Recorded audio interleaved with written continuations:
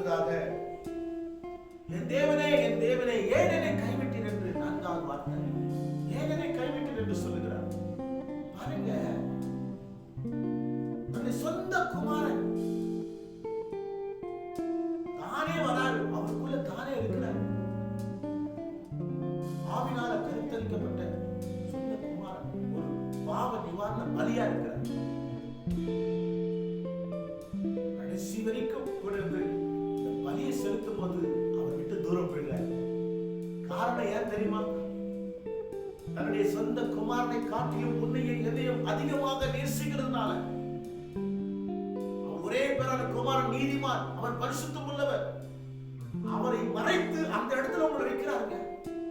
அந்த அவருடைய ஸ்தானத்துல நம்மளை வைக்கிறார். அந்த பாக்கியத்தை நம்ம பெற்றுக் கொண்டிருக்கிறோம். தன் பிள்ளையை, தன் ஒரே பேரான குமாரனை தள்ளி விடுகிறார். நம்ம எல்லாருடைய ரட்சிப்புக்காகவும் மீட்புக்காகவும் அவர் தள்ளி விடுகிறார். நாம யாருக்காவது ஒரு ஆத்மா ரட்சிப்புக்குள்ள வரதுக்காக யாராவது நாம அப்படி செய்ய முடியுமா? பிள்ளைகளுக்கு கொடுக்க முடியுமா? சமூகத்துல நேரத்தை கொடுக்கிறதுக்கே கஷ்டமா இருக்கும். பிள்ளைகளுக்கு எங்க கொடுக்க முடியும்?